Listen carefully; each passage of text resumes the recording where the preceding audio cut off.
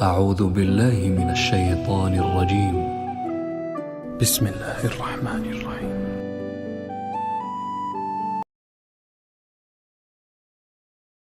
وَإِذْ قُلْنَا لِلْمَلَائِكَةِ اسْجُدُوا لِآدَمَ فَسَجَدُوا إِلَّا إِبْلِيسَ أَبَىٰ وَاسْتَكْبَرَ وَكَانَ مِنَ الْكَافِرِينَ۔ اور یاد کرو جب کہ ہم نے کہا تھا فرشتوں سے کہ جھک جاؤ سجدہ کرو آدم کو، فَسَجَدُوا تو ان سب نے سجدہ کیا، إِلَّا إِبْلِيسَ سوائے ابلیس کے، ابا اس نے انکار کیا، ابا کیا، واستکبر استکبار کیا، گھمنڈ کیا، تکبر کیا، وَكَانَ مِنَ الْكَافِرِينَ۔ کانا کے دونوں مفہوم ہو سکتے ہیں، کانا ناقصہ اور کانا تامہ، یہ بھی کہ ہو گیا کافروں میں سے اپنے اس فعل کی وجہ سے، اپنی اس نافرمانی کی وجہ سے وہ کافروں میں سے ہو گیا۔ اور یہ بھی ہو سکتا ہے کہ وہ تھا ہی کافر، اس کے اندر وہ شیطنت چھپی ہوئی تھی، صرف اس آزمائش کے ذریعے سے اس کا ظہور ہو گیا۔ ظاہر بات ہے کہ جو بھی کچھ انسان کے اندر ہوتا ہے اللہ تعالیٰ سے تو مخفی نہیں ہے، اللہ کے علم میں ہے، البتہ یہ کہ اللہ تعالیٰ ظاہر کر دیتا ہے۔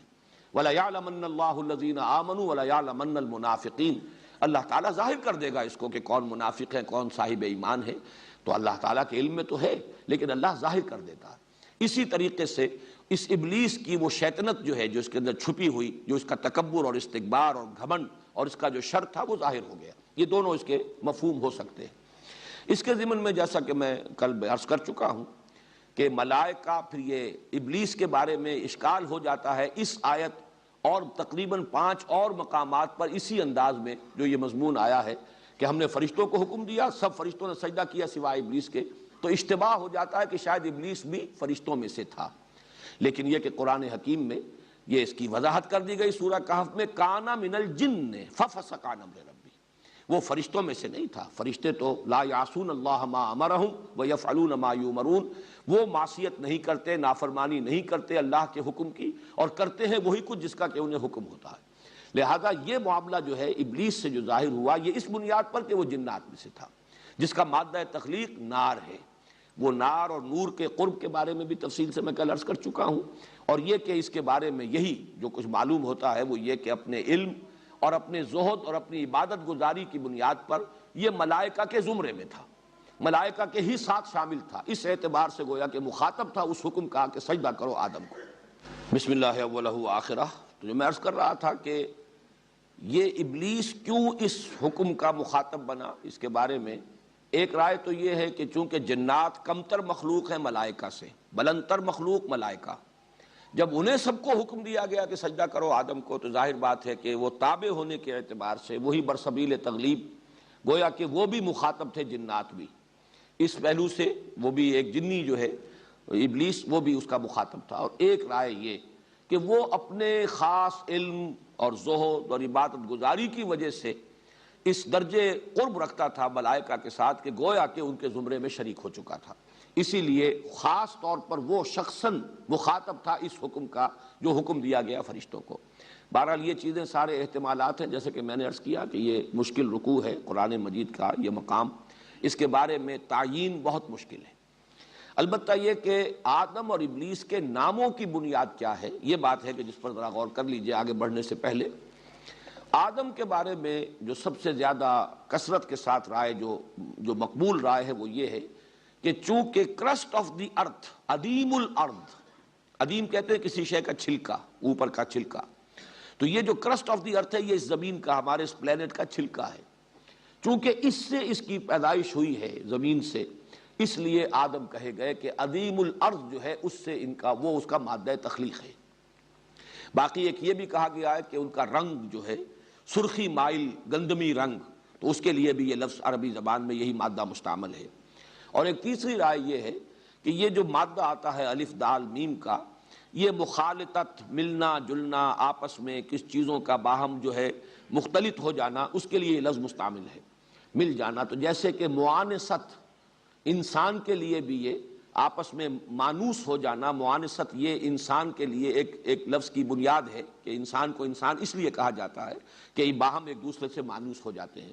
اسی طریقے سے یہ لفظ اس معنی میں بھی چونکہ عربی زبان میں مستعمل ہے، چنانچہ ایک حدیث بھی ہے کہ ایک صحابی نے کہیں تذکرہ کیا کہ میرا فلاں جگہ رشتہ ہوا ہے، میں وہاں شادی کر رہا ہوں، تو آپ نے فرمایا لو نظرت الیہا فانہ احری ان یؤدم بینکما، کیا اچھا ہوتا کہ تم ایک نظر اسے دیکھ لیتے، اس لیے کہ اس سے زیادہ توقع ہے کہ تمہارے مابین موافقت جو ہے اور محبت پیدا ہو جائے اور تم آپس میں زیادہ گھل مل سکو. اس معنی میں یہ لفظ مستعمل ہوا یؤدم بینکما. تو اس لیے شاید آدم کو آدم اس لیے کہا گیا، جو آپ انگریزی میں کہتے ہیں گریگوریس اینیمل ہے، انسان مل جل کر رہنے والا متمدن حیوان ہے. ابلیس کے لیے یہ لفظ، جیسا کہ میں نے پہلے عرض کیا تھا، یہ صفاتی نام ہے. اس کا اصل نام کیا ہے، اس میں علم اس کا قرآن مجید میں نہیں آیا. بعض روایات میں عزازیل نام اس کا آیا ہے، قرآن میں کہیں نہیں ہے. ابلیس جو ہے یہ بھی اس کا صفاتی نام ہے، اس لیے کہ ابلسا یبلسو یہ آتا ہے نہایت مایوس ہو جانا، فرسٹریٹڈ، دی فرسٹریٹڈ ون، وہ کہ جو مایوس ہو جائے، جس کو کوئی امید نہ رہے. اب چونکہ اس سے وہ فعل جو ہے وہ سرزد ہوا، اللہ تعالیٰ کی اس نے حکم کی سرتابی کی، اور اللہ تعالیٰ نے پھر اس مقام پر تو نہیں ہے، بقیہ مقامات پر ہے کہ فخرج منہا فإنک مذموما مدحورا، کہیں فرمایا گیا فخرج منہا فإنک رجیم. اب وہ راندہ درگاہ ہوا اس حکم عدولی کی وجہ سے، اور اب اسے خیر کی اپنے بارے میں تو توقع نہیں. اب جو بھی کچھ اس نے اللہ تعالیٰ سے بعد میں مہلت مانگی، جس کا یہاں پر ذکر نہیں ہے، لیکن یہ کہ سورہ صاد میں بھی ہے کہ جب اسے اللہ تعالیٰ کی طرف سے یہ حکم دیا گیا، اس کے مردود ہونے کا اعلان کیا گیا، تو پھر اس نے کہا کہ قال رب فانظرنی الی یوم یبعثون قال فانک من المنظرین الی یوم الوقت المعلوم. یہ 3 آیات جو کہ سورہ ہجر میں بھی آئی ہیں، یہ 2 مقامات پر کہ اس نے مہلت طلب کی کہ پروردگار میں اس بات کو ثابت کر دوں گا کہ یہ آدم کی ذریت، اس کی اکثریت تیری شکر گزار نہیں ہوگی، بلکہ میں ان کو گمراہ کروں گا. اس نے جو چیلنج بھی دیا ہے یہ مختلف مقامات پر، لیکن چونکہ جیسا کہ میں عرض کر چکا ہوں قرآن مجید کے وہ حصے نازل تو ہو چکے تھے پہلے اس مقام سے جو ہم پڑھ رہے ہیں، وہ تو چونکہ مکی صورتیں ہیں، سورہ صاد بھی، طٰہٰ بھی، سورہ کہف بھی، سورہ بنی اسرائیل بھی، سورہ حجر بھی، سورہ اعراف بھی، یہ 6 مقامات ہیں جن پر کہ یہ واقعہ آیا ہے. یہاں تو صرف ایک آیت میں اس کا لب لباب، اس لیے کہ اس معلوم ہو جائے کہ انسان کا دشمن ازلی جو ہے وہ یہ ابلیس ہے. اس ابلیس کی ذریت بھی اور بھی جنات میں سے جو اس کی پیروی کرے اور انسانوں میں سے جو اس کے پیروکار بن جائیں، اس کے حلقہ بگوش بن جائیں، یہ شیاطین جن و انس یہ ہے کہ جو یہاں پر شر کے پھیلانے کی ایجنسی ہے. یہ ہے کہ جو دنیا کے اندر لوگوں کو گمراہ کرنے کا جنہوں نے اپنا فرض منصب ہی اس کو بنا لیا ہے. اس لیے اس حقیقت کو بیان کر دیا گیا. اور اس میں قرآن مجید میں دوسرے مقامات پر بھی ہے کہ تکبر، یہاں تو صرف ایک لفظ آیا ہے ابا، اس نے انکار کیا، واستکبر اور استکبار کیا، لیکن دوسرے مقامات پر ہے انا خیر منہ خلقتنی من نار وخلقتہ من طین اسجد لمن خلقت طینا، کیا میں اس کو سجدہ کروں جسے تو نے بنایا ہے مٹی سے، گارے سے. یہ گویا کہ ایک حقارت آمیز انداز میں حضرت آدم کا تذکرہ، یا یہ کہ انا خیر منہ خلقتنی من نار وخلقتہ من طین، میں اس سے بہتر ہوں، برتر ہوں، اعلیٰ ہوں، افضل ہوں، مجھے تو نے آگ سے بنایا ہے، اسے تو نے مٹی سے بنایا ہے. تو یہ اس کا گھمنڈ، یہ اس کا تکبر، یہ اس کا عجب. جیسے کہ حدیث میں بھی آتا ہے کہ ثلاث منجیات و ثلاث مہلکات، 3 چیزیں انسان کو نجات دلانے والی ہیں، 3 چیزیں ہلاک کرنے والی ہیں. اور ان ہلاک کرنے والوں میں جو آخری چیز ہے جس کے بارے میں فرمایا ہی اشدہن، تمام مہلکات میں سب سے شدید ہے اعجاب المرء بنفسہ، انسان کے اندر گھمنڈ پیدا ہو جائے، اپنی برتری کا احساس پیدا ہو جائے، تو یہ اس کو ہلاک کرنے کے اندر سب سے زیادہ مؤثر شے جو ہے، اس کی تباہی اور بربادی کی سب سے بڑی وجہ یہ اعجاب ہے. تو اس نے انا خیر منہ اپنی برتری کا احساس کیا، اور اسی گھمنڈ کی وجہ سے، تکبر کی وجہ سے اس درجے اس میں یہ سرکشی پیدا ہوئی کہ اللہ تعالیٰ کے حکم سے سرتابی کی اور انکار کر دیا سجدہ کرنے کو حضرت آدم سے. اب یہاں پہ اصل بات جو سمجھنے کی، جو میں نے عرض کیا تھا کہ ان کی جو تعویل ہے، لا یعلم تعویلہ الا اللہ، ان کے واقعات کیسے ہوئے، کس طرح ظہور پذیر ہوئے، یہ تصور تو ہم نہیں کر سکتے کہ کوئی بہت بڑی جگہ ہو اور وہاں تمام فرشتے جمع ہوں اور حضرت آدم بھی ہو، اور بعض اللہ تعالیٰ بھی سب کے سامنے کہیں اس محفل میں صدارت فرما رہے ہوں، اور پھر وہاں حکم دیا گیا ہو کہ سجدہ کرو آدم کو. یہ تو کچھ عالم غیب کی باتیں ہیں. یہ بھی ہم یقین سے نہیں کہہ سکتے کہ حضرت آدم کو بھی یہ معلوم ہوا یا نہیں ہوا کہ مجھے سجدہ کرایا گیا ہے. اس لیے کہ بعد میں جو ان سے خطا ہوئی ہے اس سے، اور اس کے بارے میں جو ابلیس نے جس طریقے سے انہیں ورغلایا ہے کہ یہ تمہیں جو روکا گیا ہے اس درخت کا پھل کھانے سے، وہ اس لیے کہ کہیں تم فرشتے نہ بن جاؤ، تو تکونا ملکین، کہ کہیں تم فرشتے نہ بن جاؤ. اگر حضرت آدم علیہ السلام کو وہ شعور اس طرح کا ہوتا اور علم کہ یہ فرشتے تو سب میرے سامنے جھکائے گئے ہیں اور مجھے انہوں نے سجدہ کیا ہے، تو معلوم ہوتا ہے کہ پھر اس کا کوئی منطقی بات جو ہے اس میں معلوم نہیں ہوتی کوئی ربط، کہ اس کے باوجود یہ ابلیس انہیں یہ کہہ کر ورغلاتا کہ اللہ نے تمہیں اس لیے روکا اس درخت سے کہ کہیں تم فرشتے نہ بن جاؤ۔ انہیں تو یہ معلوم ہونا چاہیے تھا کہ میں تو افضل ہوں فرشتوں سے، فرشتے تو میرے سامنے سربسجود ہوئے ہیں۔ اس اعتبار سے کوئی دلیل اور وسوسہ اندازی کے لیے کوئی بنیاد جو ہے کہ وہ کہیں تم فرشتے نہ بن جاؤ، یہ وجہ ہے، یہ بات جو ہے معقول نہیں بنتی۔ اس لیے میں عرض کر رہا ہوں کہ یہ کیسے ہوا ہے، حضرت آدم علیہ السلام کو بھی خود یہ علم میں آیا کہ نہیں آیا، لیکن یہ کہ حکم فرشتوں کو دیا گیا اور وہ سب کے سب جھک گئے، انہوں نے سجدہ کیا۔ اس کی اصل کانوٹیشن ہے کیا؟ وہ کانوٹیشن یہ ہے جو خلافت کے ساتھ متعلق ہے۔ اس کا یہ مفہوم اور مطلب کہ جب اللہ تعالیٰ خلافت عرضی عطا فرما رہا ہے، قوت تسخیر عطا فرما رہا ہے آدم کو اور ان کی ذریت کو، تو یہ جو اللہ تعالیٰ کی اس عالمی اور کائناتی جو سلطنت ہے، اس کے جو کارکن ہیں، اس کی جو سول سروس ہے، اگر وہ آدم کا حکم نہ مانے تو ظاہر بات ہے کہ آدم تو ایک قدم یہاں چل نہیں سکتا۔ ہمیں جو ارادے کی آزادی دی گئی ہے، جو چوائس دیا گیا ہے، میں چلنا چاہتا ہوں کسی خیر کے کام کی طرف، تو نہ معلوم کتنی فورسز آف دی نیچر ہیں کہ جو اس راستے کے اندر اس میں متعلق ہیں، اور ان میں سے ہر ایک کے اوپر فرشتے مامور ہیں۔ اگر فرشتے قدم قدم پر میرے لیے رکاوٹ بن جائیں، راستہ جو ہے میرا روک دیں، تو میں اپنے کسی ارادے کو پایۂ تکمیل تک نہیں پہنچا سکتا۔ آدم کو جب خلافت دی گئی اور تسخیر کائنات تک کا امکان اس میں رکھ دیا گیا، تو کل ملائکہ جو ہیں، اسی لیے دو مقامات پر قرآن مجید میں اس قدر زور ہے، فسجد الملائکۃ کلہم اجمعون، تو سجدہ کیا سب فرشتوں نے، الملائکہ میں بھی حصر ہے، پھر یہ کہ کلہم مزید اس کی تاکید، سب کے سب بلا استثناء، اجمعون سب نے مل کر جمع ہو کر ایک ہی دم یکبارگی، غالباً اس کا مفہوم ہوگا۔ تو یہ جو تاکید اتنی ہے اس لیے ہے کہ جب خلافت عطا کی گئی ہے تو اللہ کے حکم سے اب فرشتے گویا کہ مطیع بنا دیے گئے انسان کے،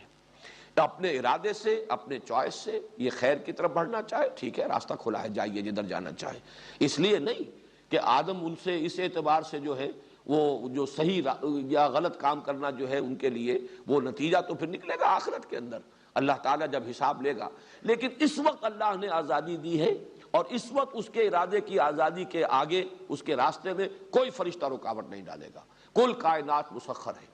البتہ جب وہ وقت آئے گا، یہی فرشتے ہوں گے کہ جو ہتھکڑیاں لگائیں گے، یہی ہوں گے جو بیڑیاں ڈالیں گے، یہی ہوں گے جو گھسیٹ گھسیٹ کر جہنم میں اوندھے منہ جھونکیں گے لوگوں کو۔ لیکن یہ کہ اس وقت ان کو جو حکم دیا گیا ہے خلافت عرضی عطا کیے جانے کے ناطے، یہ گویا کہ اس کا ایک سمبل، اس کی ایک علامت کہ تمام فرشتے، اس لیے کہ سجدہ در حقیقت ویسے تو ضروری نہیں کہ وہ سجدہ جو ہے پیشانی زمین پر ٹکائیں تو اسی کو سجدہ کہا جائے، ذرا سا جھک جانا یہ بھی سجدہ ہے۔ سجدہ تعظیمی جو ہے اس سے پہلے جائز رہا ہے، شریعت محمدی میں آ کر اسے مطلقاً حرام کیا گیا ہے، ورنہ یہ کہ ذرا جھک کر تعظیم کرنا کسی کی، یہ تمام چیزیں جو ہے یہ سابقہ شریعتوں میں بھی اس کی اس درجے شدت کے ساتھ یعنی بندش نہیں تھی، بلکہ تعظیماً جھکا جا سکتا تھا۔ اسی کو دلیل آج کل بھی بعض لوگ بناتے ہیں کہ سجدہ تعظیمی جو ہے وہ اگر کہیں بزرگوں کو، اولیاء اللہ کو یا ان کی قبروں کو اگر کر لیا جائے تو کوئی حرج نہیں ہے، اور وہ قیاس کرتے ہیں سابقہ چیزوں پر، حالانکہ شریعت محمدی میں سجدہ مطلقاً حرام ہے اللہ کے سوا کسی کو۔ لیکن سجدہ جو بھی ہے در حقیقت وہ علامت ہے تذلل کی، تذلل اور کسی کا مطیع ہو جانا، کسی کا منقاد ہو جانا، کسی کے حکم کے سامنے سر تسلیم خم کر دینا، یہ سر تسلیم خم کر دینا یہ بھی ایک طرح کا سجدہ ہے۔ تو یہ گویا کہ فرشتوں کو اللہ تعالیٰ نے چونکہ خلافت آدم کو عطا کی ہے تو فرشتوں کو ان کا مطیع بنا دیا ہے۔ یہ سجدہ اس اطاعت کی علامت ہے، اس کا سمبل ہے، یہ ہے اس کا اصل حاصل، جو اصل مضمون ہے۔ جیسا کہ میں نے کل عرض کیا تھا کہ اصل مضامین کیا ہے، آدم کا مقام کیا ہے،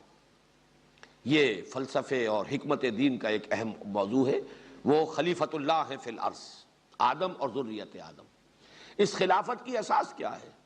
اس خلافت کی اساس، بلکہ میں دیکھ رہا تھا مولانا عبد الباجی دریابادی مرحوم نے مولانا اشرف علی تھانوی رحمۃ اللہ علیہ کا ایک جملہ نقل کیا ہے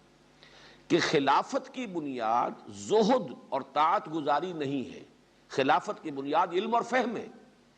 چنانچہ یہ بات جو ہے اسی مقام پر انہوں نے کوٹ کیا ہے کہ خلافت کی بنیاد اطاعت اور زہد اور عبادت گزاری نہیں ہے، یہ تو کر رہے تھے فرشتے بھی، نحن نسبح بحمدک ونقدس لک، یہ چیزیں تو بتمام و کمال فرشتوں میں موجود تھی۔ جب یہ ڈیمونسٹریشن کرائی گئی، علم آدم الاسماء کلھا ثم عرضهم علی الملائکۃ فقال انبئونی باسماء ہؤلاء ان کنتم صادقین، تو گویا کہ یہ بات ظاہر کر دی گئی کہ خلافت کی بنیاد علم ہے۔ اور یہاں جو وضاحت میں کر چکا ہوں میرے نزدیک وہ انسانی علم ہے، علم وحی نہیں۔ علم وحی کا سلسلہ جو ہے اس رکوع کے آخر میں آئے گا، فَإِمَّا يَأْتِيَنَّكُم مِّنِّي هُدًى فَمَن تَبِعَ هُدَايَ فَلَا خَوْفٌ عَلَيْهِمْ وَلَا هُمْ يَحْزَنُونَ۔ اس سے تعلق امامت کا ہے، اس خلافت عرضی کا تعلق جو ہے وہ اس علم سے ہے۔ یہی وجہ ہے کہ دنیا میں ترقی جو ہے اس سے وہ مسئلہ بھی حل ہو جاتا ہے کہ جو قومیں اس میں آگے نکل گئی ہیں، زمین پہ غلبہ انہی کا ہوا ہے، اگرچہ ان کے پاس ایمان نہیں ہے، اگرچہ وہ اللہ کو بھی مانتے ہیں یا نہیں مانتے ہیں تو 100 شرک جو ہے کر رہے ہیں، حضرت مسیح کو خدا کا بیٹا بنایا ہوا ہے، شریعت کو پس پش ڈالا ہوا ہے، شدید گمراہی میں ہے، اخلاقی پستی کے اندر مبتلا ہے، یہ سب کچھ ہے، لیکن ان کے پاس زمین کا اختیار ہے، زمین کی قوت ہے، اقتدار ان کو دیا گیا ہے۔ تو معلوم ہوا کہ اصل شے جو ہے اس زمین کی خلافت جو ہے اس کا تعلق اس ہدایت سے نہیں، اس کا تعلق اس علم سے ہے جو علم الاسماء کی بنیاد پر ہے، اور جو حضرت آدم کو اور ان کی ذریت کو گویا کہ بالقوہ عطا کر دیا گیا تھا۔ تیسری بات جو ان آیات میں آئی وہ یہ کہ اس خلافت کا منطقی نتیجہ تھا کہ تمام فرشتے، یہ کارکنان قضاء و قدر جو ہے، جن کی تعداد وما یعلم جنود ربک الا ہو، جن کی تعداد کسی کو معلوم نہیں، جن کے جنود مجندہ جو ہے، ان کو سب کو آدم کے سامنے فسجد الملائکۃ کلھم اجمعون، اس لیے کہ جب کسی کو وائس رائے بنا کر یہاں بھیجا جاتا تھا تو ظاہر بات ہے کہ یہاں کی سارے کارکنان جو ہیں حکومت کے وہ گویا کہ اس کی اطاعت کے پابند ہوتے تھے۔ اس معنی میں جب خلافت عرضی عطا کی گئی تو یہ جو ہڈن گورنمنٹ ہے کائنات کی، اس کے جتنے بھی کارکنان قضاء و قدر ہیں، اس کے جتنی بھی سول سروس ہے، اس سب کو تابع فرمان کر دیا گیا ہے آدم کا۔ یہ ہے در حقیقت اس کا اصل خلاصہ، اس کا لب لباب۔ وَقُلْنَا يَا آدَمُ اسْكُنْ أَنْتَ وَزَوْجُكَ الْجَنَّةَ۔ اب ایک ڈیمونسٹریشن تو کرائی گئی فرشتوں کے سامنے کہ ہم نے آدم کو جو خلافت ہم دے رہے ہیں علم عطا کیا ہے، علم اسماء عطا کیا ہے جو تمہیں نہیں دیا گیا۔ اب دوسری ڈیمونسٹریشن کرانی مقصود ہے آدم کے سامنے، یہ کہ تمہارا یہ دشمن جس نے تکبر کی بنیاد پر انکار کیا جھکنے سے، ایک تمہارا ازلی دشمن ہے اور یہ تمہیں ورغلائے گا، تمہیں تباہ کرنے کی اور برباد کرنے کی پوری کوشش کرے گا۔ میں چند الفاظ آپ کو سنا دیتا ہوں چونکہ اس مقام پر تو نہیں ہے، لیکن جن الفاظ میں کہ ابلیس نے پھر چیلنج کیا ہے اور آدم اور ذریت آدم سے اپنی دشمنی کا اعلان کیا ہے کھلم کھلا۔ سورہ صاد میں فرمایا قال فبعزتک لاغوینہم اجمعین، تو پھر اس نے کہا جب اسے مہلت دے دی گئی کہ جاؤ تمہیں مہلت ہے، تمہیں قیامت تک کے لیے، یوم یبعثون تک کے لیے تمہیں مہلت دی گئی ہے، تم انہیں جس طریقے سے چاہو گمراہ کرنے کی کوشش کر لو۔ تو اس نے پھر اب دھڑلے سے جو بات کہی، قال فبعزتک لاغوینہم اجمعین، پروردگار اب تیرے عزت اور اقتدار کی قسم میں ان سب کو گمراہ کر کے چھوڑوں گا، الا عبادک منہم المخلصین، سوائے تیرے ان بندوں کے جنہیں تو اپنا خود ہی بنا لے۔ مخلص یہاں پر اس میں مفعول آیا ہے، جنہیں تو اپنے لیے خالص کر لے، یعنی جن پر کوئی خصوصی کرم تیرا ہو، تیری نگاہ کرم ہو جن پر خصوصی، تیری عنایت خصوصی جن کے شامل حال ہو جائے، وہ ان کا معاملہ مستثنا ہوگا، باقی میں ان سب کو اغوا کر کے چھوڑوں گا۔ سورہ بنی اسرائیل میں بھی اس نے یہ جو کہا تھا جب سجدے کا حکم دیا گیا، جو الفاظ اس کے نقل ہوئے، قال ارأیتک ھذا الذی کرمت علی لئن اخرتنی الی یوم القیامۃ لاحتنکن ذریتہ الا قلیلا۔ اس نے کہا کہ پروردگار یہ آدم جس کو تو نے مجھ پر عزت دی ہے، اکرام کیا، جس کا مجھ سے افضل قرار دیا، جس کو سجدہ کرنے کا مجھے حکم دے رہا، اگر تو مجھے قیامت تک کے دن کے لیے مہلت دے دے تو میں ان سب کو ڈھانٹا باندھ دوں گا، سب کو گمراہ کر کے چھوڑوں گا، سب کو گویا کہ نکیل ڈال دوں گا، اور میں ان سب کو جو ہے غلط راستے کے اوپر لے جاؤں گا۔ اسی طرح سورہ ہجر میں ہے قال رب بما اغویتنی، پروردگار یہ جو تو نے مجھے گمراہ کر دیا، یعنی مجھے اتنی کڑی آزمائش میں ڈالا، میرا جو تکبر تھا اس کو جو یہاں پر جو مجروح ہوا، میرا پندار جو مجروح ہوا،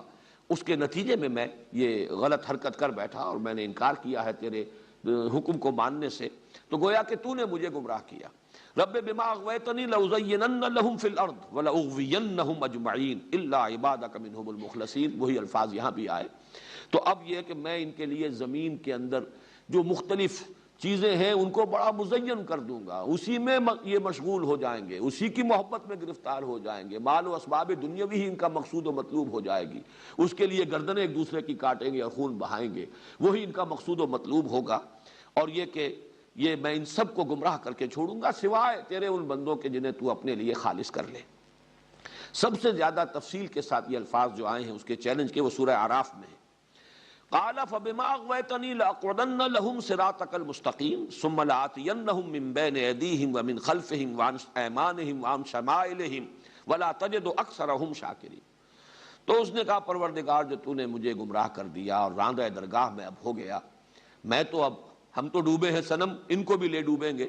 میں ان کو بھی چھوڑنے والا نہیں ہوں، اور تو نے جو مجھے مہلت دی ہے اب میں تیرے سیدھے راستے پر ان کے لیے گھات میں بیٹھوں گا۔ صراط مستقیم تو توحید کا راستہ ہے، میں اس پر مورچہ لگاؤں گا، گھات میں بیٹھوں گا، میں ان کے لیے اپنی کمین گاہیں بناؤں گا، پھر میں ان پر حملہ آور ہوں گا۔ ثم لآتینہم من بین ایدیہم ومن خلفہم، ان کے سامنے سے بھی، ان کے پیچھے سے بھی، اور ان کے داہنی طرف سے بھی اور ان کے بائیں طرف سے بھی، اور تو دیکھے گا ان میں سے اکثر کو تو نہیں پائے گا شکر کرنے والے کہ جو مقام تو نے اسے عطا کیا ہے یہ اس پر تیرا شکر ادا کر سکے اور اس کا حق ادا کر سکے۔ یہ انداز ہے اس کے چیلنج کا۔ لیکن یہ کہ اب حضرت آدم کو متنبع کرنے کے لیے کہ یہ تمہارا دشمن ازلی ہے اور اس کو تم پہچان لو، ایک تجربہ کرایا جا رہا ہے۔ وَقُلْنَا يَا آدَمُ اسْكُنْ أَنْتَ وَزَوْجُكَ الْجَنَّةَ، اور ہم نے کہا کہ اے آدم تم اور تمہاری بیوی اب رہو جنت میں۔ یہ جنت کون سی جنت ہے اس میں اختلاف ہے۔ ایک تو ظاہر بات ہے کہ وہ جنت الخلد جو ہے جس میں داخل ہونے کے بعد پھر نکالا نہیں جائے گا کسی کو، یہ گمان غالب یہ ہوتا ہے یہ وہ جنت نہیں۔ البتہ کوئی آزمائشی جنت، کوئی ایسی جگہ کہ جہاں پر کہ عارضی ایک ڈیمانسٹریشن ہی کے لیے حضرت آدم اور حوا کو رکھا گیا ہے۔ اور جیسا کہ میں عرض کر چکا ہوں، بائبل کے جو بھی مرتبین ہیں، جب بھی یہ بائبل جو سفر پیدائش جو ہے، دی بک آف جینیسس جب مرتب ہوئی ہے، تو اب اس میں چونکہ اصل بائبل تو گم ہو گئی تھی تقریباً 7ویں صدی قبل مسیح میں یا 6 صدی قبل مسیح میں اصل بائبل، اصل تورات گم ہو گئی، بعد میں مرتب کی گئی ہے۔ تو اب جو بائبل ہے اس میں جو تصور دیا جا رہا ہے کہ وہ کہ زمین ہی پر کہیں یہ جنت تھی، کسی بلند مقام پر، بلکہ یہ کہ وہ تو لوکیٹ کرتے ہیں اپنے اندازے سے جو اہل علم ہیں، بائبل کے جاننے والے، تورات کے ماہرین، کہ یہ جو علاقہ کردستان کہلاتا ہے، یہ پہاڑی علاقہ، یہیں پر کوئی جگہ تھی جہاں کسی بلند مقام پر بس وہ ساری آسائشیں اور ساری چیزیں، ضرورتیں، ہر طرح کا عیش و آرام جو ہے انسان کو مہیا تھا، اور وہاں تھے در حقیقت حضرت آدم اور حضرت حوا۔ یہ ان کی ایک رائے ہے۔ جیسا کہ میں نے عرض کیا، اس میں بہرحال احتمالات کا تو امکان موجود ہے کہ مختلف احتمالات ہیں، لیکن یہ کہ تیقن کے ساتھ کچھ کہنا ہمارے لیے ممکن نہیں۔ یہاں سے بھی جو نتیجہ اخذ کرنا ہے وہ یہ ہے کہ ایک آزمائشی طور پر، ایک ڈیمانسٹریشن کے لیے کہ معلوم ہو جائے آدم کو کہ یہ میرا دشمن جو ہے ابلیس، یہ کس کس طور سے مجھے ورغلا سکتا ہے، کس کس طرح کے ہیلے اور حربے اختیار کر سکتا ہے، کیسے کیسے وسوسے جو ہے میرے دل میں ڈال سکتا ہے، اور مجھے اللہ تعالیٰ کی اس صراط مستقیم سے، توحید سے اور اطاعت خداوندی کے راستے سے منحرف کر سکتا ہے۔ صرف اس کا ایک تجربہ کرانا مقصود ہے۔ اب چاہے وہ تصور ہو کہ یہ تخلیق آدم کے سارے مراحل کہیں آسمانوں میں طے پائے ہیں پھر حبوط ہوا ہے، چاہے وہ تصور ہو کہ زمین ہی پر یہ سارے مراحل طے پائے ہیں، اس اعتبار سے وہ جنت جو ہے وہ بھی کہیں جنت ارضی، کسی جگہ پر کوئی اونچا مقام، اور جنت کا لفظ جو ہے صرف جنت، ظاہر بات ہے کہ اس میں احتمالات جو ہیں تمام کے تمام موجود ہیں۔ وَكُلَا مِنْهَا رَغَدًا حَيْثُ شِئْتُمَا، اور کھاؤ تم دونوں اس میں سے با فراغت، جہاں سے چاہو، جو چاہو کھاؤ، تمام پھل، تمام میوے تمہارے لیے مباح ہیں، جہاں سے چاہو ان سے تم استفادہ کرو۔ وَلَا تَقْرَبَا هَٰذِهِ الشَّجَرَةَ فَتَكُونَا مِنَ الظَّالِمِينَ، لیکن مت قریب پھٹکنا، مت قریب جانا اس درخت کے، تو تم ہو جاؤ گے ظالموں میں سے، حد سے تجاوز کرنے والے، ظلم کرنے والے، اللہ کے حکم سے انحراف کرنے والے، تم ظالموں میں سے ہو جاؤ گے اگر تم نے اس درخت کا پھل کھایا۔ یہ جو جنت کے اندر جس طریقے سے حضرت آدم کو رکھا گیا، اس کی جو کیفیات بیان ہوتی ہیں، یہ خاص طور پر سورہ طٰہٰ میں الفاظ آئے ہیں، اِنَّ لَكَ لَا تَجُوعَ فِيهَا وَلَا تَعْرَىٰ، اے آدم تمہارے لیے یہاں اس جنت میں جس میں ہم تمہیں رکھ رہے ہیں، تمہیں یہ کیفیات حاصل رہیں گی کہ نہ تمہیں بھوک ستائے گی، بھوک لگے گی نہیں، ولا تارا، نہ عریانی لاحق ہوگی، وَأَنَّكَ لَا تَظْمَأُ فِيهَا وَلَا تَضْحَىٰ،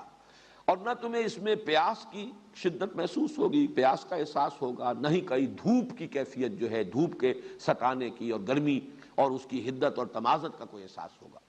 یہ الفاظ ہیں کہ جن میں تعبیر کی گئی ہے اس جنت کی کیفیت کی جس میں حضرت آدم علیہ السلام کو، حضرت حوا سلام علیہا کو رکھا گیا ہے۔ باقی کسی اور جگہ پر اس کی کوئی اور تفصیل نہیں ہے۔ اس کا جو اس سے تعلق ہے وہ میں ابھی بعد میں بیان کروں گا۔ باقی رہ گیا یہ سوال کہ وہ درخت کون سا تھا، اس کی قرآن مجید نے قطعاً کہیں کوئی اس کی وضاحت نہیں کی، بلکہ صاف نظر آ رہا ہے کہ اس بحث سے قرآن مجید نے گویا کہ اعراض کیا ہے، ہذہ الشجرہ، گویا کہ اشارہ کر کے بتا دیا ہے کہ یہ درخت، بس اس سے زیادہ کوئی وضاحت نہیں کی ہے۔ اسپیکولیشنز مختلف کی گئی، چنانچہ بائبل کے جو مرتبین ہیں انہوں نے اسے ٹری آف نالج قرار دیا ہے، یہ علم کا۔ ظاہر بات ہے اس کی نفی تو قرآن مجید کے اعتبار سے تو نفی ہو جائے گی، علم تو آدم کو دیا گیا ہے، تو ٹری آف نالج کو فاربیڈن قرار دینا اور اسے ان کے لیے ممنوع، شجر ممنوعہ قرار دینا، گویا کہ قرآن مجید کے ساتھ اس کی قطعاً کوئی مطابقت نہیں ہے۔ البتہ کچھ اور خیالات ایسے ہیں کہ خاص طور پر میں یہاں تذکرہ کر رہا ہوں شاہ عبد القادر دہلوی رحمۃ اللہ علیہ کا، صاحب موضح القرآن، انہوں نے کچھ تصور یہ ظاہر کیا ہے کہ اس درخت کا پھل کھانے سے پہلے تک جنت میں جو کیفیت تھی کہ کوئی حوائج انسانیہ جو ہیں وہ حضرت آدم کو، حضرت حوا کو لاحق نہیں تھے۔ یہ جو حوائج انسانیہ ہیں، یعنی کھانا پینا نہیں ہے، نہ بھوک لگے گی نہ کھائیں گے، نہ پیاس لگے گی نہ پیئیں گے، ظاہر بات ہے کہ پھر بول و براز کا سارا مسئلہ جو ہے وہ تو متعلق ہے کھانے پینے سے، گویا کہ ان کے ساتھ ابھی یہ کیفیت وہاں نہیں تھی۔ انک لا تجوع فیہا ولا تعری وانک لا تظمأ وانک لا تظمأ فیہا ولا تضحیٰ۔ اب اس سے استدلال جو ہے خاصا میں سمجھتا ہوں کہ قوی بنتا ہے کہ بھوک نہیں لگے گی۔ اس کا ایک مفہوم یہ بھی لیا گیا کہ ہر شے اتنی آسانی سے دستیاب ہوگی کہ جب بھوک لگے گی کھا لو گے، تو بھوک کا کبھی کوئی تمہیں تجربہ نہیں ہوگا۔ لیکن شاہ عبد القادر کا کہنا یہ ہے کہ وہ جنت، اب اس میں یہ بھی ہو سکتا ہے کہ حضرت آدم علیہ السلام، اگر تو وہ مانا جائے کہ زمین ہی پر کوئی ایوولوشن کے ذریعے سے وہ ترقی پا کر وہاں آئے ہیں، تو ظاہر بات ہے کھانا پینا بول و براز وہ تو گویا کہ ابتدا سے ان کے ساتھ تھا۔ ہو سکتا ہے کہ اگر اس تصور کو مانا جائے کسی درجے میں کہ کوئی عارضی دور ان پر ایسا طاری کیا گیا ہے، ایک آپ اس کو ایک رویا بھی کہہ سکتے ہیں، ایک طویل خواب کی شکل بھی کہہ سکتے ہیں، تجربہ کرانا مقصود ہے صرف یہ کہ تمہارا یہ دشمن تمہیں اس طور سے گمراہ کر سکتا ہے۔ اور اگر یہ وہی جنت ہے، کوئی آسمانی جنت ہے جس پر رکھا گیا ہے، اور اس میں حضرت آدم علیہ السلام اور حضرت حوا کی تخلیق اس طور سے ہوئی ہے کہ وہی بنائے گئے ہیں، اس خاک کے پتلے کو بنا کر اسی طریقے سے اس میں پھونک ماری گئی ہے، جیسے میں کل بیان کر چکا ہوں، وہ چیز بھی قرآن مجید کے بیان سے مطابقت رکھتی ہے، اور وہ اگر مفہوم سامنے رکھا جائے تو وہ بھی فٹ ہوتا ہے قرآن کے بیان میں۔ تو پھر یہ کہا جا سکتا ہے کہ جو شاہ عبد القادر کہہ رہے ہیں کہ اس وقت ابتدائی کوئی کیفیت ایسی ہو کہ ابھی حوائج ضروریہ، کھانا پینا، بول و براز، اسی طرح کوئی بھی شہوت کا جذبہ، کوئی جنسی کوئی عمل جو ہے وہ ابھی ان کے علم میں نہیں تھا، ان کے شعور میں نہیں تھا، لیکن یہ کہ اس درخت کا پھل کھانے کا نتیجہ یہ نکلا۔ اسی لیے علامہ اقبال نے بھی اپنے لیکچرز میں تعبیر کیا ہے یہ استعاراتی انداز میں کہ شاید یہ پہلا سیکشول ایکٹ تھا جس کو کہ وہ درخت سے تعبیر کیا گیا ہے، اس لیے کہ شیطان نے جو اغوا کیا تھا وہ یہ بھی تھا کہ کہیں تم ہمیشہ رہنے والے نہ بن جاؤ، اور یہی در حقیقت تناسل جو ہے انسان کا، توالد و تناسل، یہی ہے جو اس کے خلود کا ایک سبب بنتا ہے کہ نسل انسانی کو ایک دوام حاصل ہو رہا ہے اسی تناسل اور توالد کے ذریعے سے۔ بہرحال یہ مختلف آراء، مختلف خیالات ہیں، لیکن یہ کہ جو اصل لب لباب ہے وہ یہ ہے کہ صرف ایک آزمائشی اور ڈیمونسٹریشن کے لیے کہ متنبع کر دیا جائے کہ یہ تمہارا دشمن ہے جس سے تمہیں خبردار رہنا ہے، انہیں ایک تجربہ کرایا گیا ہے۔ یہ تجربہ کہاں ہوا، اس تجربے کی تفصیلات کیا ہیں، زمین پر ہوا، آسمان پر ہوا، اور پھر یہ کہ وہ کس کیفیت میں حضرت آدم اور حضرت حوا تھے، جیسے کہ ایک رائے میں شاہ عبد القادر کے حوالے سے بیان کر رہا ہوں۔ یہ سب جو ہے یہ ہمارا ایک تصور، تخیل ہو سکتا ہے، کوئی اس کے لیے مرفوع روایات موجود نہیں ہے، کوئی اس کے بارے میں تفصیلی چیزیں خود قرآن مجید کے دوسرے مقامات سے بھی ہمیں معلوم نہیں ہوتی۔ البتہ یہ کہ ایک درخت معین کر دیا گیا کہ اس میں جنت میں سے جہاں سے جو چاہو کھاؤ سوائے اس درخت کے، وَلَا تَقْرَبَا هَٰذِهِ الشَّجَرَةَ فَتَكُونَا مِنَ الظَّالِمِينَ، تو تم ہو جاؤ گے ظالموں میں سے۔ فَأَزَلَّهُمَا الشَّيْطَانُ عَنْهَا، تو پھسلا دیا، ذلہ پھسل جانا، ازلہ اذلال باب افعال سے پھسلا دیا، فَأَزَلَّهُمَا الشَّيْطَانُ عَنْهَا، شیطان نے ان دونوں کو، آدم اور حوا کو، پھسلا دیا اس سے. فَأَخْرَجَهُمَا مِمَّا كَانَا فِيهِ، تو نکال دیا ان دونوں کے اس میں سے جس میں کہ وہ تھے. یہ الفاظ بھی بڑے ایسے مبہم رکھے گئے، مما کانا فیہ، جس میں وہ تھے. اس سے مراد ابھی وہ جنت نہیں ہے، بلکہ اس جنت کی جو کیفیت ہے اس کی طرف اشارہ کیا جا رہا ہے. یہ انداز قرآن مجید وہی استعمال کرتا ہے جہاں کے تفاصیل یا تو فہم انسانی کی گرفت سے ماورا ہو، جیسے کہ جو معراج کا تذکرہ آیا ہے کہ جب کہ ڈھانپے ہوئے تھا اس بیری کے درخت کو، اذ یغشی السدرۃ ما یغشی، جب کہ ڈھانپے ہوئے تھا اس بیری کو جو ڈھانپے ہوئے تھا. اب وہ کیا تھا یہ تمہارے فہم سے ماورا ہے، لہذا اس کی کوئی تفصیل یہاں نہیں دی جا رہی، بس ڈھانپے ہوئے تھا جو ڈھانپے ہوئے تھا. لقد رأى من آیات ربہ الکبریٰ، اس وقت نبی نے صلی اللہ علیہ وسلم اپنے رب کی عظیم آیات کا مشاہدہ کیا. لیکن یہ انداز بھی یہاں پر ہے، اخرجہما مما کانا فیہ، انہیں نکلوا دیا ان دونوں کو اس کیفیت میں سے، اس حالت میں سے جس میں وہ تھے.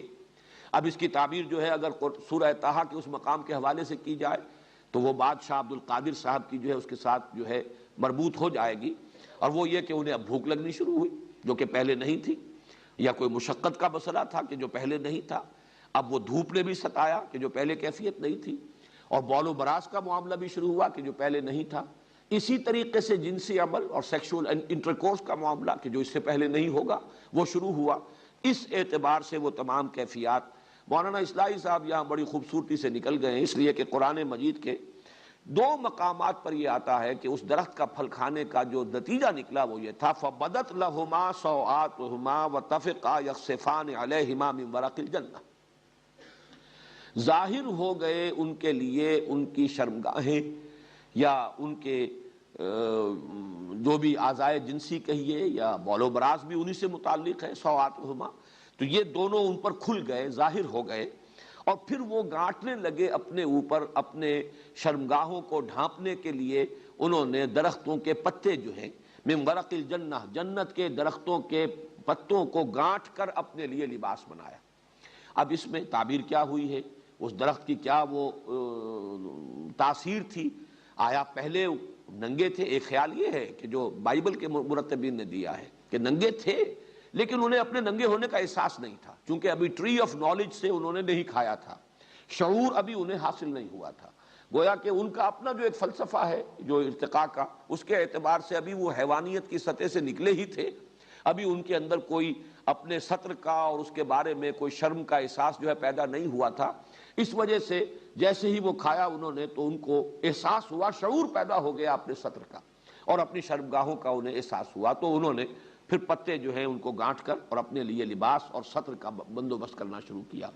قرآن کے الفاظ نہیں ہیں، فَبَدَتْ لَهُمَا سَوْآتُهُمَا، ظاہر ہو گئے، کھل گئے ان پر، منکشف ہو گئے ان پر ان کی شرمگاہیں.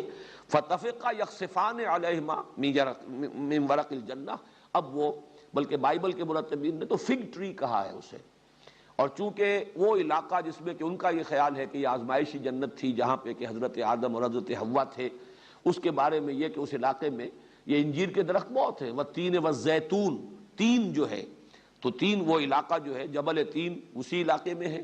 حضرت نوح علیہ السلام کا مسکن، ان کی قوم کا مسکن، اور جو وہ وہاں پر جو سیلاب آیا وہ بھی ان کے جو محققین ہیں ان کے نزدیک وہی علاقہ ہے، نسل آدم کا آغاز وہیں سے ہوا ہے، تو وہ ان کے اپنے نظریات ہیں. لیکن یہ کہ وہ درخت کون سا تھا، یہاں ورق الجنہ کہا گیا ہے. اس باغ کے درختوں سے انہوں نے اپنے لیے لباس ان کو گانٹ کر آپس میں اور اپنے لیے اپنے شرمگاہوں کو، اپنے سطر کو چھپانے کی کوشش کی.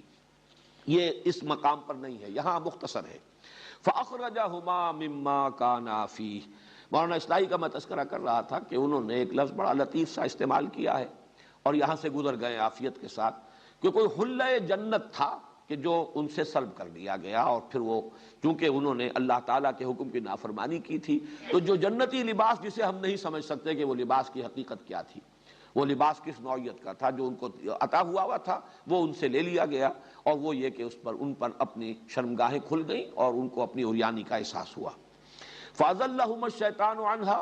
فَأَخْرَجَهُمَا مِمَّا كَانَا فِيهِ. یہ جو أَزَلَّهُمَا ہے اس کے لیے بھی میں آپ کو وہ حوالے دوسرے مقامات سے دے دیتا ہوں کہ وہ جو حضرت آدم کو حضرت حوا کو جو پھسلایا بہلایا یا ورغلایا، اس کے لیے سورہ طٰہٰ میں الفاظ آئے ہیں فوسوس الیہ الشیطان قال یا آدم هل ادلک علی شجرۃ الخلد وملک لا یبلی، تو وسوسہ اندازی کی آدم کے اندر شیطان نے۔ اب یہ لفظ نوٹ کرنے کے قابل ہے کہ یہ مکالمہ روح در روح ہو رہا ہے یا یہ کہ وسوسہ ہے، تو اس میں لفظ وسوسہ استعمال کیا گیا۔ معلوم ہوتا ہے کہ یہ اس طریقے سے جیسے میں اور آپ بات کر رہے ہوں اور ہم ایک دوسرے سے کی گفتگو سن رہے ہوں بالمشافہ، وہ نہیں ہے وسوسہ۔ فوسوس الیہ الشیطان، اور کہا یہ کہ یا آدم هل ادلک علی شجرۃ الخلد وملک لا یبلی، اے آدم کیا میں بتاؤں تجھے وہ درخت کہ جو خلد والا درخت ہے، ہمیشگی کا درخت ہے، اور ایسی حکومت عطا کرنے والا درخت ہے کہ جو کبھی بھی جس پر باسی پن طاری نہیں ہوگا، وہ حکومت، وہ شہنشاہی ہمیشہ تر و تازہ رہے گی۔ اور دوسری جگہ پر آیا سورہ اعراف میں وَقَالَ مَا نَهَاكُمَا رَبُّكُمَا عَنْ هَٰذِهِ الشَّجَرَةِ إِلَّا أَن تَكُونَا مَلَكَيْنِ أَوْ تَكُونَا مِنَ الْخَالِدِينَ، اس نے کہا ان سے آدم اور حوا سے کہ نہیں منع کیا ہے تمہیں اس درخت سے تمہارے رب نے مگر اس وجہ سے کہ کہیں تم نہ ہو جاؤ فرشتے، کہیں فرشتے نہ بن جاؤ، اور یہ کہ کہیں تم ہو جاؤ ہمیشہ رہنے والے، تمہیں خلد حاصل ہو جائے، دوام حاصل ہو جائے، بقائے دوام جو ہے وہ تمہیں حاصل ہو جائے۔ تو یہ وسوسہ اندازی ہے کہ جو شیطان نے کی ہے حضرت آدم اور حضرت حوا کو، جس کو جو کہا گیا ہے فَدَلَّاهُمَا بِغُرُورٍ، دھوکہ دے کر انہیں گویا کہ اس اللہ تعالیٰ کے حکم عدولی جو ہے اس پر آمادہ کر لیا گیا۔ فَأَزَلَّهُمَا الشَّيْطَانُ عَنْهَا فَأَخْرَجَهُمَا مِمَّا كَانَا فِيهِ وَقُلْنَا اهْبِطُوا بَعْضُكُمْ لِبَعْضٍ عَدُوٌّ، اور ہم نے کہا، فیصلہ سنا دیا، اتر جاؤ، تم میں سے بعض کے دشمن ہیں، وَفِي الْأَرْضِ مُسْتَقَرٌّ وَلَكُمْ فِي الْأَرْضِ مُسْتَقَرٌّ وَمَتَاعٌ إِلَىٰ حِينٍ، اور اب زمین میں تمہارے لیے ہے مستقر، جائے قرار، اور برتنے کی چیزیں ہیں، ساز و سامان ہے، اس زندگی کے لیے جو ضروریات ہیں وہ ہم نے ودیعت کر دی ہے اس زمین میں، متاع الی حین، ایک خاص وقت تک کے لیے، ایک مدت تک کے لیے۔ یہاں پر جو لفظ حبوط آیا ہے، اب اس سے چونکہ حبطہ کے معنی ہوتے ہیں اترنا، کہیں کسی بلندی سے نیچے اترنا، تو یہاں اہبطوا آیا،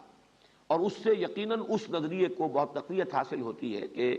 یہ جو ساری تخلیق آدم کا یہ پورا مرحلہ ہے، یہ پورا سلسلہ جو اب تک بیان ہوا ہے، یہ کہیں آسمانوں ہی میں ہوا ہے، کسی بلند مقام پر ہوا ہے، اور اس کے بعد انہیں حضرت آدم کو زمین پر اتارا گیا، حکم دیا جا رہا ہے اترو اب زمین پر، اہبطوا بعضکم لبعض عدو، یہ تو میں بعد میں عرض کروں گا۔ لیکن حبوط کا لفظ، وہ دوسرا تصور جو ہے، جیسا کہ میں نے کل عرض کیا تھا، وہ بھی فٹ ان کرتا ہے، ریکنسائل کرتا ہے قرآن کے ساتھ۔ یقین کے ساتھ ہم کچھ نہیں کہہ سکتے کہ وہ ہے حقیقت یا یہ ہے حقیقت، لیکن یہ کہ اگر اس کے اندر کوئی آپس میں ریکنسائل کرنے کا کوئی گوشہ ہے تو وہ صرف میں واضح بیان کر رہا ہوں، میں کوئی تیقن کے ساتھ اس نظریے کی تبلیغ نہیں کر رہا، اگرچہ میرا ذاتی رجحان اس کی طرف ہے جیسا کہ میں کل عرض کر چکا ہوں، لیکن میں صرف احتمال کے درجے میں اس وقت آپ کے سامنے رکھ رہا ہوں کہ حبوط کا لفظ کسی بلند مقام سے اترنے کے لیے بھی ہے، اور یہ بالکل اس سینس میں بھی کہ جو ہم کہتے ہیں سیٹل ڈاؤن، کہیں پر اب آباد ہو جاؤ، جیسے کہ ایک نومیڈک انداز ہوتا ہے زندگی کا، جس میں کہ خانہ بدوش ہیں، ادھر گھوم رہے ہیں ادھر جا رہے ہیں، ابھی خیمے یہاں لگا دیے ہیں، پھر یہاں سے وہ چراگاہ جو ہے وہ اگر اس میں نہیں رہا اب کچھ چرنے کے لیے اپنے جانوروں کے لیے، تو وہ خیمے اکھاڑے کہیں اور چلے گئے۔ ایک ہے کسی جگہ پر مستقل قیام کر لینا، وہاں سیٹل ہو جانا، اس کے لیے یہی اسی سورہ مبارکہ میں یہ لفظ آیا ہے بنی اسرائیل کے ضمن میں، اہبطوا مصرا فإن لكم ما سألتم وضربت عليهم الذلة والمسكنة وباءوا بغضب من اللہ، کہ جب بنی اسرائیل نے، جب کہ وہ صحرائے سینا میں تھے اور اللہ تعالیٰ نے ان کے لیے غذا کا بھی بندوبست کیا تھا، من و سلوہ نازل کیا تھا، تو جب انہوں نے یہ کہا حضرت موسیٰ سے کہ ہم ان پر جو ہے صبر نہیں کر، لن نصبر علی طعام واحد فادع لنا ربک یخرج لنا مما تنبت الارض من بقلها وقثائها وفومها وعدسها وبصلها قال تستبدلون الذی هو ادنی بالذی هو خیر اہبطوا مصرا فإن لكم ما سألتم۔ اس وقت تک ابھی وہ سیرا نوردی تھی، مسلسل سفر میں تھے، اور اللہ تعالیٰ نے ان کے لیے من و سلوہ کی غذا کا اہتمام کر دیا تھا، لیکن جب انہوں نے ناشکری کی اور کہا کہ ہم صرف ان دو کھانوں پر تو یعنی صبر نہیں کر سکتے، ہمیں تو وہ چاہیے چیزیں جن کے چسکے انہیں پڑے ہوئے تھے اور جن کی لذتیں مصر میں اپنی غلامی کے دور میں جو ہے مختلف چیزیں ہیں، دالیں ہوں اور پیاز ہو اور لہسن ہو اور یہ ہو اور وہ ہو، یہ چیزیں ہمیں تو چاہیے، ترکاریاں ہوں، ککڑیاں ہوں، تو حضرت موسیٰ نے فرمایا اہبطوا، اب کسی جگہ پر آباد ہو جاؤ، تو سیٹل ڈاؤن، کہیں پہ بیٹھو، اب کاشتکاری کرو۔ یہ چیزیں تو پھر کہیں پر مستقل قیام کر کے اور کاشتکاری کے ذریعے سے حاصل کی جا سکتی ہیں۔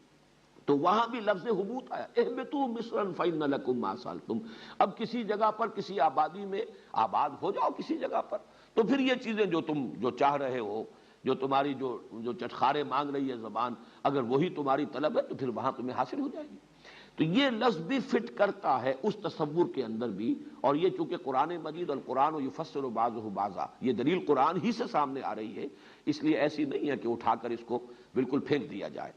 قُلْنَا اهْبِطُوا بَعْضُكُمْ لِبَعْضٍ عَدُوٌّ، تم ایک دوسرے کے دشمن ہوگے۔ اب یہ دشمنی وہ ہے جو ذریت آدم اور وہ ابلیس اور ابلیس کے جو بھی پیروکار ہیں، چاہے وہ جنات میں سے ہو، وہ تو گویا کہ ان میں چونکہ جنات میں نے عرض کیا تھا کہ شر کا پہلو غالب ہے، ان کا مادہ تخلیق آگ ہے، جس میں وہ شوق، جو جوش خروش اور ایک حرارت، یہ چونکہ اور اس کے اندر گویا کہ نشوز کا مادہ جو ہے وہ ان کی اپنی فطرت میں زیادہ غالب ہے، اس لیے وہ جو ذریت ابلیس ہے یا جو بھی جنات میں سے اس کے پیروکار ہیں، وہ سب کے سب، اور ابلیس وہ شخص ابلیس، وہ معین ابلیس، وہ عزازیل جس نے کہ قیامت تک کے لیے مہلت مانگی تھی اور اسے مہلت دی گئی، قرآن مجید میں متعدد مقامات پر آیا کہ تجھے یہ مہلت دی جا رہی ہے، تمہاری یہ درخواست قبول کی گئی، گرانٹڈ، تمہیں یہ مہلت دی جا رہی ہے اور تم اپنی پوری جو بھی محنت کر سکتے ہو ذریت آدم کو گمراہ کرنے کی کر لو، تمہیں کھلی چھوٹ دی جا رہی ہے۔ لیکن ایک بات ہے جو سورہ بنی اسرائیل میں اور دوسرے مقامات پر بھی واضح کر دی گئی، ان عبادی لیس علیک علیہم سلطان، لیس لک علیہم سلطان، میرے بندوں پر تجھے کوئی اختیار حاصل نہیں ہوگا۔ ٹھیک ہے، تم اس کے لیے جو بھی مزین کرو، برائی کو خوشنما کر کے پیش کرو، وسوسہ اندازی کرو، جس طرح چاہو ورغلاؤ، لیکن کوئی اختیار تمہیں حاصل نہیں ہوگا، الا من اتبعک من الغاوین، سوائے ان کے کہ جو خود تیری پیروی کرے، خود ان کے اندر بھی سرکشی ہو، خود ان میں بھی شر کا میلان ہو، خود وہ معصیت اور تکبر اور دنیا پرستی میں مبتلا ہو اور تیری آواز پر لبیک کہیں تو ان کو جدھر چاہے تو لے جا، لیکن یہ کہ میرے بندے جو مجھ سے اپنے آپ کو وابستہ کر لیں، مجھ پر ایمان رکھتے ہوں، مجھ پر توکل کرتے ہوں، ان پر تیرا کوئی اختیار نہیں ہوگا۔ لیکن یہ عداوت ہے اصل میں، یہ ہے وہ خیر و شر کی کشمکش کہ جو اس دنیا میں پوری نسل آدم میں تاریخ کا ایک مستقل نظریہ ہے کہ یہ خیر اور شر کی ایک کشاکش ہے کہ جس کی یہ پوری داستان ہے۔ خیر کی قوتیں انسان کے اندر بھی ہیں، خارج میں بھی ہیں۔ انسان کے اندر وہ روح ملکوتی جو اس میں پھونکی گئی وہ خیر کی طرف بلانے والی ہے، خارج میں انبیاء کرام، صلحاء، پھر جو بھی ان کے متبعین ہیں، پھر ملائکہ جو شاباش دیتے ہیں، تقویت کا ذریعہ بنتے ہیں، یہ تمام خارج کے اندر قوتیں ہیں کہ جو خیر کی طرف بلانے والی ہیں۔ شر کی طرف خود انسان کا اپنا جو اس کا بیسر سیلف ہے، جو انڈ اور لیبیڈو ہے، جو اس کا نفس امارہ ہے، جو اس کے اینیمل انسٹنکٹس ہیں، جو اس کے حیوانی تقاضے ہیں، یہ شر کی طرف بلانے والے ہیں اس کے اپنے اندر، اور خارج میں ذریت ابلیس ہے، خود ابلیس ہے، بنفس نفیس کہیے یا جو بھی اس کی وہ ملعون اس کا وجود ہے، اس کے ساتھ خود وہ ہے جسے مہلت دی گئی ہے، پھر اس کی ذریت ہے، اس کے مریدین ہیں، انسانوں میں سے بھی اور جنات میں سے بھی۔ تو یہ کشاکش خیر و شر ہے، یہ ستیزہ کار رہا ہے ازل سے تا امروز، چراغ مصطفی سے شرار بولہبی، ہمارے اپنے اندر بھی وہ خیر و شر کی کشمکش ہے، خارج میں بھی تمدن میں، تاریخ اصل میں در حقیقت انہی قوتوں کے باہمی کشاکش کا جو ہے وہ ایک اس کی داستان ہے۔ تو بعضکم لبعض عدو ولکم فی الارض مستقر ومتاع الی حین، اور زمین میں اب تمہارے لیے مستقر ہے، جائے قرار ہے، یہی تمہیں ٹھہرنا ہے، یہی آباد ہونا ہے، اور برتنے کا سامان، ضروریات ساری زندگی کی ہم نے اس میں فراہم کر دی ہیں ایک مدت معینہ کے لیے۔ فَتَلَقَّى آدَمُ مِن رَبِّهِ كَلِمَاتٍ فَتَابَ عَلَيْهِ، یہ مسئلہ بھی سورہ اعراف میں تفصیل سے آ چکا بے ایمانی کہ سورہ اعراف جو ہے ہجرت سے پہلے نازل ہو چکی ہے، تو قرآن مجید میں جب یہ صورت نازل ہو رہی ہے اس سے پہلے یہ مضمون تفصیل سے وہاں آ چکا، اسی لیے میں نے عرض کیا کہ 6 مقامات پر یہ مضامین، کہیں کوئی مضمون زیادہ تفصیل سے، کہیں کوئی مضمون زیادہ تفصیل سے، کہیں ابلیس کا چیلنج زیادہ مفصل آیا ہے، کہیں ابلیس نے جو تکبر کیا اس کی پوری وضاحت کر دی گئی ہے، کہیں آدم کی تخلیق کا تذکرہ بھی ہے، جنات کے تخلیق کا تذکرہ بھی ہے۔ تو یہ 6 مقامات جو ہیں مکی صورتوں کے، سورہ اعراف، سورہ ہجر، سورہ بنی اسرائیل، سورہ کہف، سورہ طٰہٰ، سورہ صاد، ان میں یہ مضامین آئے ہیں، ان کے تقابلی مطالعے سے یہ ساری باتیں جو ہیں منکشف ہوتی ہیں، یہاں ان کا خلاصہ دیا جا رہا ہے۔ وہاں ہے کہ ایک ندامت کا احساس حضرت آدم میں پیدا ہوا، خطا ہوئی ہے، غلطی ہوئی ہے، اور یہی احساس ندامت ہے جو اللہ کو بہت عزیز ہے۔ موتی سمجھ کے شان کریمی نے چن لیے قطرے جو تھے میرے عرق انفعال کے، تو اللہ تعالیٰ نے الفاظ کچھ خود تلقین فرمائے، وہ احساس ندامت پیدا ہوا آدم میں، لیکن یہ کہ اس کے لیے الفاظ تلقا آدم من ربہ کلمات، سیکھ لیے، حاصل کر لیے آدم نے اپنے رب سے کچھ کلمات، اور ان کلمات کے ذریعے سے جب انہوں نے توبہ کی، رجوع کیا، استغفار کیا، انا ظلمنا انفسنا ربنا ظلمنا انفسنا وان لم تغفر لنا وترحمنا لنکونن من الخاسرین، تو اللہ تعالیٰ نے معاف فرما دیا۔ اب اس کو ہم مکمل کر لیتے ہیں، ابھی 1-2 منٹ جو بھی ہمارے پاس بقایا ہیں، باقی یہ مضمون پھر اگلے درس کے اندر میں مزید وضاحت سے کر دوں گا کہ یہ ایک بہت اہم موضوع ہے قرآن مجید کا، جس سے کہ تورات بالکل خالی ہے، اور تورات کے خالی ہونے ہی کے سبب سے وہ پیدائشی گناہ گار ہونے کا تصور جو ہے وہ عیسائیوں کے اندر موجود ہے کہ انسان پیدائشی طور پر گناہ گار ہے۔ حضرت آدم سے جو گناہ سرزد ہوا تھا اس کے اثرات نسل آدم میں چلے آ رہے ہیں۔ قرآن نے سورہ اعراف میں بھی اور یہاں سورہ بقرہ میں بھی واضح کر دیا، فتاب علیہ، اللہ نے ان کی توبہ قبول فرما لی۔ اللہ اپنی تمام عنایتوں کے ساتھ ان کی طرف پھر متوجہ ہو گئے، تمام عنایتیں اور رحمتیں اور شفقتیں حضرت آدم کے شامل حال ہو گئی۔ انہوں نے اپنی خطا کا اقرار کیا، اعتراف کیا، توبہ کی، رجوع کیا، استغفار کیا، اللہ تعالیٰ نے ان کی توبہ کو قبول فرما لیا۔ اس کے بعد دہرایا ہے، یعنی جنت سے، یا جو بھی آزمائشی جنت تھی، یا وہ جنت خلد ہے، یا جو بھی آسمانی جنت ہے، اس سے نکالا جانا جو ہے وہ اس گناہ کی وجہ سے نہیں ہے۔ گناہ کی وجہ سے تو وہ کیفیت جو جنت میں ان کی تھی، انک لک الا تجوع فیہا ولا تعری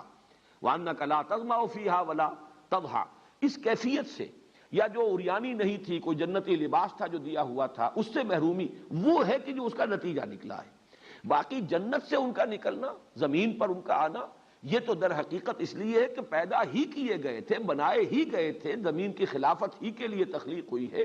اس اعتبار سے انہیں آنا تو ہے، اپنے اس جگہ کا چارج سنبھالنا ہے، اسی لیے دوہرا کر آیا۔ توبہ کی قبولیت کے بعد فرمایا جا رہا ہے قُلْ نَهْبِطُوا مِنْهَا جَمِيعًا، اب اترو یہاں سے، جنت میں سے، زمین جو بھی ہے، چاہے وہ زمین ہی پر کوئی اونچے مقام پر وہ جنت تھی جہاں سے انہیں اتارا گیا، یا یہ کہ کوئی آسمانی جنت تھی وہاں سے اتارا گیا، یہ دونوں احتمالات موجود ہیں، لیکن یہ کہ سب کے سب اترو، اب ظاہر بات ہے کہ وہ ابلیس بھی یہیں پر ہے، اسی زمین پر ہے، گھومتا ہے پھرتا ہے، ہمیں ورغلاتا ہے، اس کی ذریت جو ہے وہ بھی یہی ہے، آدم کی نسل بھی یہی ہے۔ فَإِمَّا يَأْتِيَنَّكُم مِّنِّي هُدًى، یہ ہے وہ آخری چارٹر، جیسے کسی وائس رائے کو جب چارج دیا جائے تو پھر کوئی چارٹر اسے دیا جا رہا ہو، یہ فرمان خداوندی ہے آدم اور ذریت آدم کے لیے۔ فَإِمَّا يَأْتِيَنَّكُم مِّنِّي هُدًى، تو جب بھی میرے پاس سے تمہارے پاس ہدایت آئے، فَمَن تَبِعَ هُدَايَا، تو جو بھی پیروی کرے گا میری ہدایت کی، فَلَا خَوْفٌ عَلَيْهِمْ وَلَا هُمْ يَحْزَنُونَ، ان کے لیے نہ کوئی خوف ہوگا نہ وہ حزن سے دوچار ہوں گے۔ وَالَّذِينَ كَفَرُوا وَكَذَّبُوا بِآيَاتِنَا أُولَٰئِكَ أَصْحَابُ النَّارِ، اور جو ہماری آیات کا کفر کریں گے، ناشکری کریں گے اور انکار کریں گے، تکذیب کریں گے ہماری آیات کی، وہ ہوں گے جہنمی، وہ ہوں گے آگ والے، ہم فیہا خالدون، اور وہ اس میں ہمیشہ ہمیش رہیں گے۔ یہ ہے وہ تا قیام قیامت، یہ چارٹر ہے نوع انسانی کے لیے۔